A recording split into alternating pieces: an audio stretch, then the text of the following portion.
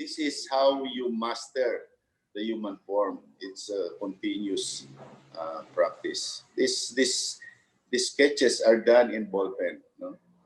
Ito po, nakikita Correct. ninyo. You can Yeah. see the Lapu-Lapu series Yeah. on screen right now. Yan. Right. Okay. So next is the art of the human form. No. So how do we really created the art form in the human subject? No. So by putting your feelings, your expressions, how do you create a feeling in your own figurative drawing? So from imagination, you try to capture the human form and put some feelings in the uh, subject, like create a feeling of happiness, create a feeling of anger, create a feeling of sadness, no, create a feeling of suspense. All these senses that we have should be input in the to give life to your figurative subject. No? So even the movement of hands uh, has also some putting some meaning to it, no? Some expression to it. By mere moving our hands angrily or happily, you can express it in the way you draw the human form. No? So movement is very important to create a feeling into your artwork.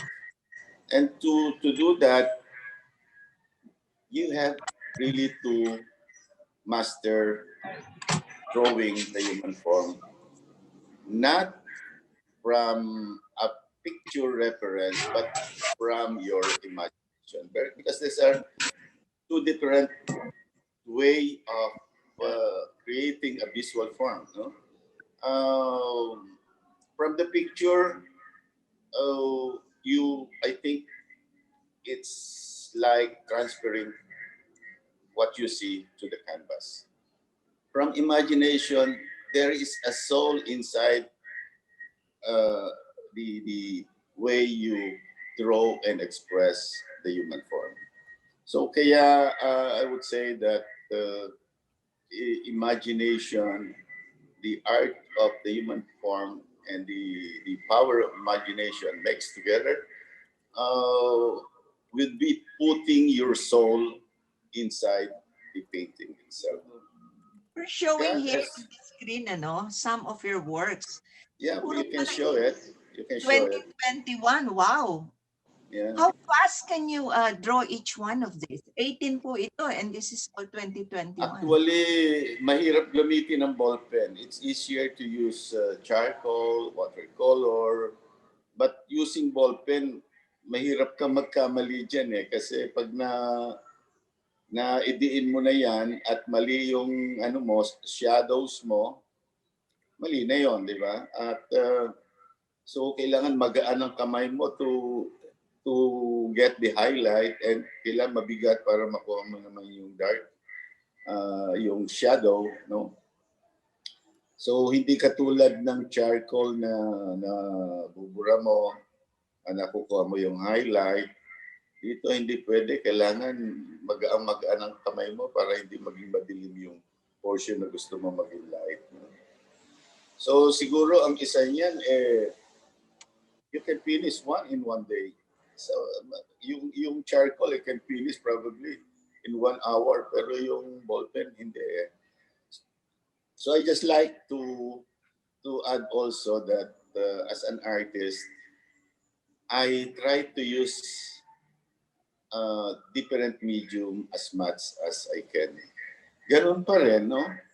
magsasawa ako sa isang medium at a certain moment. No? If I am using, halimbawa, oil, siguro in 6 months' time, I get bored already. I have to switch again for another medium. Maybe acrylic, watercolor, pastel, or any medium available in my surroundings. No? So I try to jump from one medium to another para lang hindi ako maging bored. No? Yun ang problema. Madali nga akong magsawa sa isang bagay na ginagamit. Kaya para naroon uli ang aking mood, ang aking enthusiasm, ang aking obsession, I have to use another medium. And this ball pen, pen and ink, the last time na ginawa ko ito some 20 years ago pa. Ngayon ko lang ulit. No? Kasi nga mahirap na medium, matagal gawin. So, But Master, since I have a lot of, looking at your drawings, no? How do you start your compositions? Position muna, basically alam sketches. mo, actually, sa isang canvas, I draw the circle first of imagining yung muka ng tao. Putting mga oblong in different part of the canvas. So from there, ini-imagine ko na ang magiging composition. No? Let's say there's a blank canvas. I put an oblong here, an oblong on the here at the other left, right side, an oblong on the left side. No, parang binabalance ko yung use of space. No? And then from there, nilalagyan ko na ng body, katawan. Saan papunta yung katawan? Maaring medyo naka-stilt siya, naka-straight siya. Kasi pagka-straight, parang still yan eh. Pero ginawa mong diagonal yan, you create already movement. No? May movement na yan. Pag tayo tumatakbo, naka-diagonal ang ating katawan. No? Gumagalaw na tayo noon. Pero naka-straight lang siya, perpendicular, it means you are just standing still. So you create movement by, moving the body on reclining or on a diagonal position. Then you create movement and you create composition. So you will see in my drawing that it has a balance of composition. You see na walang mga yung dull spaces.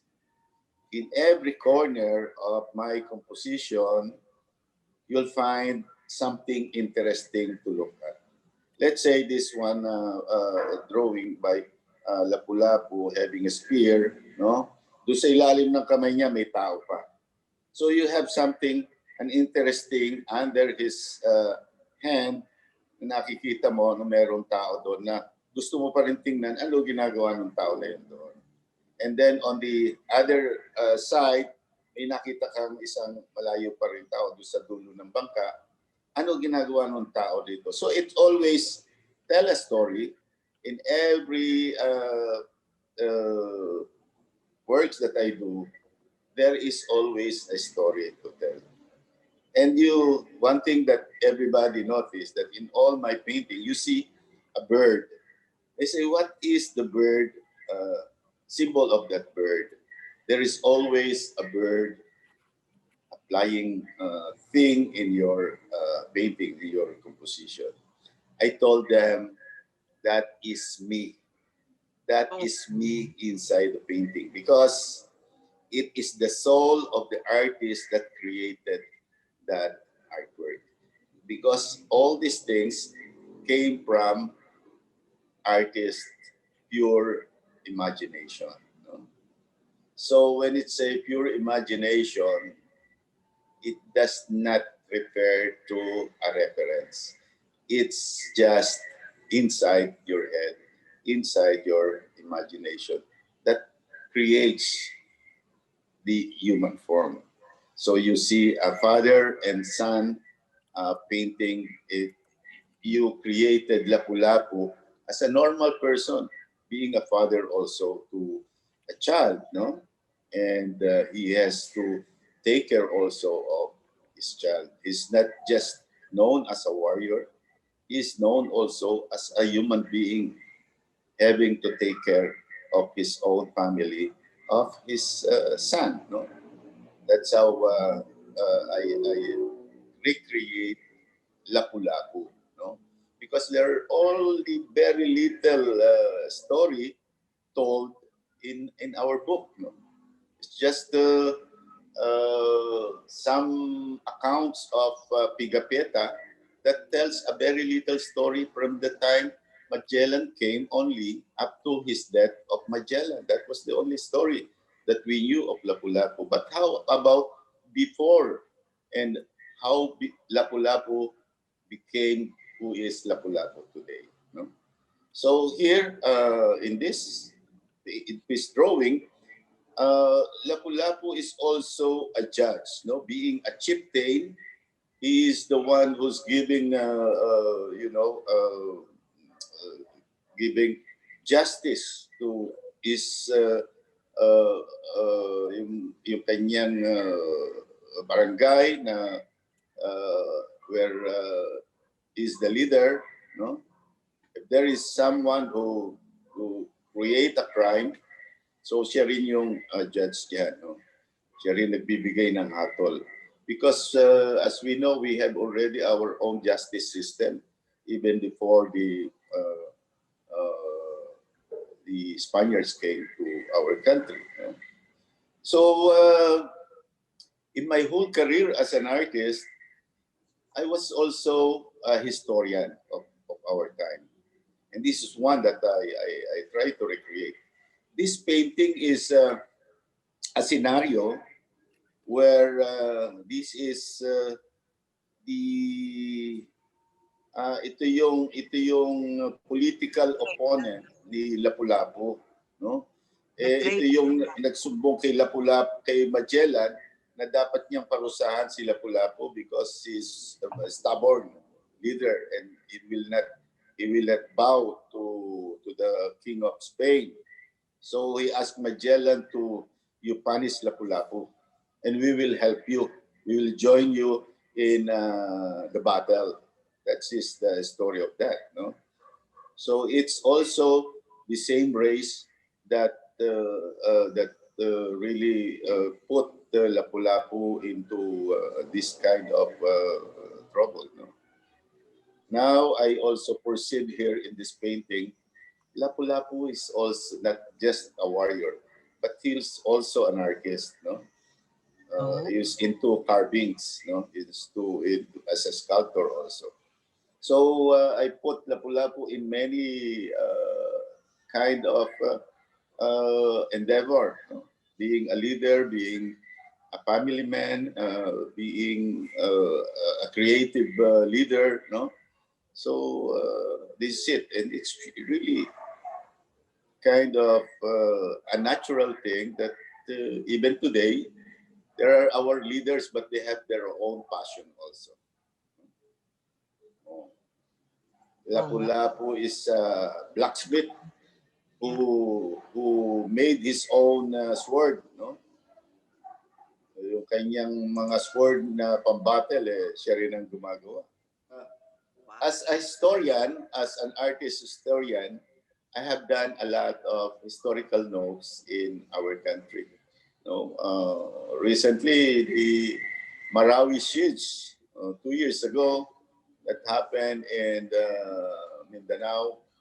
I have created series of paintings about the war that happened in Marawi. That's it. And this is my tribute to our Filipino soldiers. The sacrifices, giving their lives in serving the people and protecting the land of the country. That's in all these things that the story is happening to our country. it gives me a new subject, a new platform to work with. And I'm very much eager and interested, really capturing point by point what's happening to our country. And And this is the way I can also express the wow. art of the human form. So At every subject, every things that's happening is a new subject for me. eto Marawi lahat ito, no? Marawi City. Yes, yes. Yeah. So friendship Okay. is at the eaglecharities.org /Nemiranda. And of course, that's not all. Now let's take a look at the most recent murals. So as you were saying, you started with drawings and then you were contracted to do larger than life, no? Uh, Sculptures. Ito yung latest bust at some. Hmm? How big is this? That's about 9 feet. 9 feet And this commemorates the first scouting activity. in Zamboanga. Yeah, Ever, ever, Philippines. yeah. Oh, wow. That's still a work in progress. Probably on February 26th, I'll give you the finished sculptural monument picture when it's on his inauguration. This one is a mural relief just inaugurated yesterday Wow. at the newly built Max Restaurant here in Angono, Binangonan Highway. It's also a gallery. It's a restaurant gallery. It's unique, Max Restaurant, because it's not just for food, but also food for the soul, where they feature. We have a partnership with Max, the Nemiranda Art House, that we use their walls every month. We change exhibit of artists, So Pero sir, every month there's a new this is exhibit. sculpture, ano? Ano tong Yeah. nito? Is this sculptured on wood or cement? No, it's concrete. It's always concrete that we do. No? This is a historical subject here in Angono. We call it the Panigangan Sabiga, but the story is the visit of President Quezon in 1935 in what we are in where I am staying here in this subdivision, the very subdivision that I live, is where Quezon passed in 1935 to meet the leader of Barangay of Angono for their wish and request that Angono became an independent town since we are just a barangay of Binangonan Rizal on those time, and that the leaders of Angono wanted a separation of Angono to Binangonan to become an independent town. So this scene is a panigangan where the people of Angono really prepared food in celebration of his visit to Angono. And so this is very, very historical that this was the key to Quezon's institutionalizing Angono as a town. And it took 3 years in 1938 before Angono became a full-fledged independent town. How fast did you make this? Bakit ang bilis yata ah? No, 2020. no, I started doing that since November pa. Oh. Since November. But we do it here in my art camp studio and install it just a As a few weeks one. ago. Okay. So it's not done direct from the wall. It's done But here. do you do it first on clay and then cast it? No, it's a direct application. You put the cement while it's wet, and when it's half dry, that's where you carve it. So it's a Wow. build up process. You call it build up process. when you carve wood, it's you minus process. You carve and remove the unnecessary part, no. But in concrete sculpture, it's a build-up process. You paste up plaster until you get the right thickness, and then you carve it. So plus minus. That's how you do it. And It's I've been doing that for 50 years. 50 years? Yes. Oh, it's really amazing. Um, you're really one of the few artists who started doing these monuments. Ito mural ito, nung kailan ba itong mural na to? 2020 ba No, to? this is just recently. It is the time of the pandemic that I was able to do huge mural. No, sometimes you're stuck up here in the studio for almost a year, not going anywhere. What will you do? So you just paint and paint and paint. No, the whole pandemic time, I cannot attend meetings of Rotary. I cannot attend meeting of my Boy Scout. I cannot go on another other meeting events. I cannot attend the exhibits. You're stuck up in the studio, and what do? You create artwork. Ito si Sir Nemi, nung yesteryears. Yeah, we have to put this para makita nyo. Through his lifetime career, yan na, grabe, larger than life. Yeah. Mga trabaho. So, how does one really get started with this? Ano ba to? By sheer luck ba to? Or I, just I, I, massive projects? I don't know, but since the time I was born, probably wala naman akong ibang ginawa at wala akong ibang pinagtuunan ng pansin kundi ito art, no? I cannot find myself doing anything else, no? Probably I'm poor in everything. Diyan lang ako pwede. I will Maka-humble be naman poor in eh. everything. Oo. Sir, after you've done all of these major works, you're hardly poor. You know, I somehow what's good about my career, no, I was never employed in my whole life career, no. Talagang from the time graduate na ako, yan sabak na talaga. But But eto, though it was this not easy. opening nyo, eto na, di ba? May Oh opening ka yeah, show to, ha? Ladies and yeah. gentlemen, Just yesterday. yeah, February Tomorrow is another opening. Tomorrow is tomorrow. another opening on my birthday. Wow. Yeah. Happy birthday, Mr. Nemi. Nako, Miss salamat Carol, ako. yeah. I can't, I'm sorry, I'm driving, so I can't show my face. But Mr. Nemi, I'm actually, so I'm from Cainta, and ever since like I was probably 7 year old or eight, nine, 10.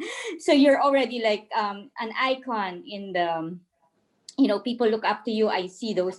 I remember we always go to Angono, and there's this restaurant in Angono where I think some of the your work are featured there. But maybe my concern in terms of mentoring young people, to inspire them to continue the work that you've done. Are there any initiatives like that, Sir Nemi? Well, Like any I, young I, people that you're. I have an art camp here, no, Oh, where okay. it's designed for really workshops and apprenticeship program.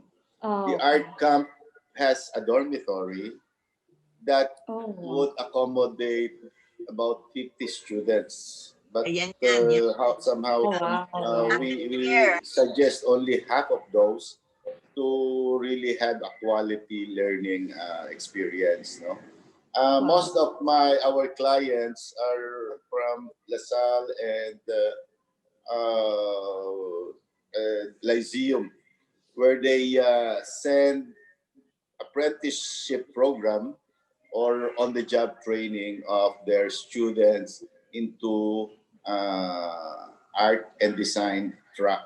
No, so we have these facilities. We have already always a summer art workshop done Galing, oh. here at the art Wow. camp. Bahay niyo yan, ha? Ayan, This is nasa my art camp, yun. This is the art camp. Wow. And we have a river. We are near the river. And this is where also artists hang around. We have what we call the tambayan. It's the tambayan is designed for artists' creative development, where we have most of the time some topic to discuss, and we have regular meetings of the artists here. So this is where we come up with our program for the whole year of how we will try to create works and how we will do an exhibit. So everyone is welcome. As part of being a historian, you know, he talked about being a visual historian. I want to share with you his work. It's about the 500 years history of our Supreme Court. Ayan. Galing. So these are how many Yeah. pages? These are pre-Spanish period yan, pre-Spanish, before the Spanish came to the Philippines. That's our justice system in the Philippines. Wow. Tingnan mo yan, daming taong yan, no? Wow. Tapos merong nalulunod pa ron, ano? Yan eh, pinaparusahan yan eh, mga may kasalanan yan. This is When you the create, Spanish time. yeah, when you create something like this, alin ang pinakaunang sa composition mo, yung main character, no? Like this Main one. character, yes. Your main character should give the best impact in the composition. No, and then from there, from the main character, you create already the storyline.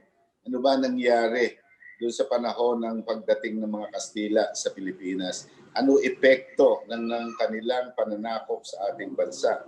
So you're already telling the story. So until the time that the Filipinos wanted already their sovereignty, then nariyan yung mga national heroes natin na nag-sacrifice ng kanilang buhay para sa kalayaan ng ating bansa. Wow. At tingnan nyo naman, under this painting, andyan yung mga general. Yeah. Wow. So now we go to the American Commonwealth. Oh, yes, yes.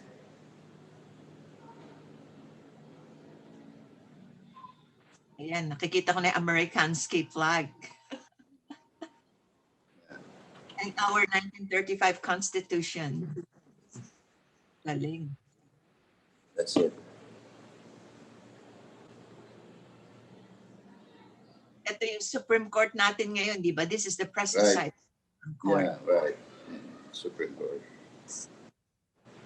And of course comes the Japanese. Japanese Times. Yeah.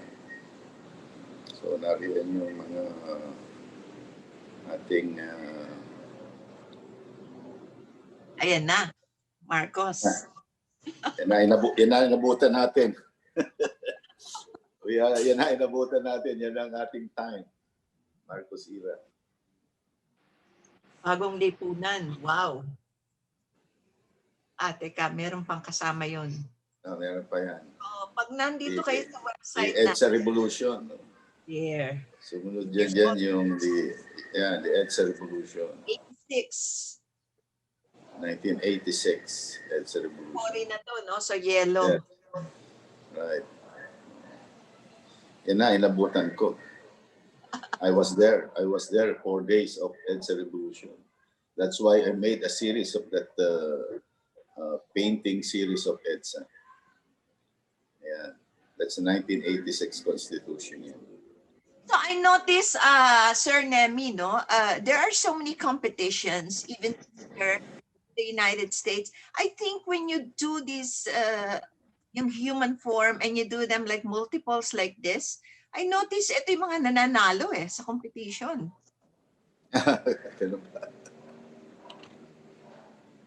Ayan, no? So So these are the different ano pa, no? Presidents, are those supposed to be the different presidents of the time? Yeah, How the mga ano.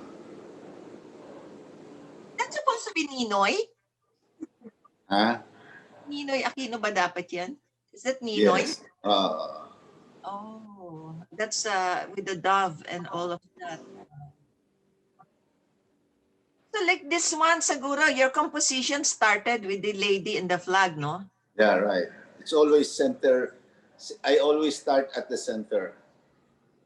And then yung surroundings noon, you already tell the story. Nagkukwento ka na sa kapaligiran yan, ano nangyayari. Oh, this is so wonderful.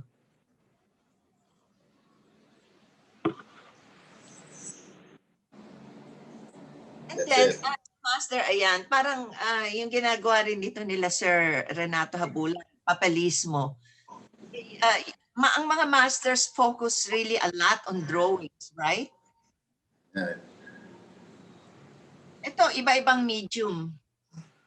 It's Mga charcoal, colored pencils, So are anything, these anything. ano lang ba to? Studies lang to, sir? No, these are not studies. These are already artwork that I do. Kasi pag ako nag-study, direct na ako sa canvas agad eh.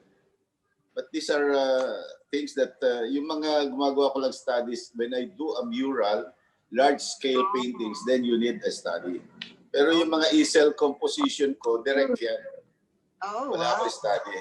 I don't do Wow. study. Wow, What's in my imagination, yun na yun. Para bang I can see already in my imagination how the artwork will be finished. So kaya direct agad ako ng when I do lines in the canvas, diretso na. You have to know the balance and composition. You have to know the expression you want to portray. So everything should already be built in your imagination. That's why the power of imagination is very important. Seeing already the things that you want to do finished in your imagination. So you have to have the sharp memory. That's the key.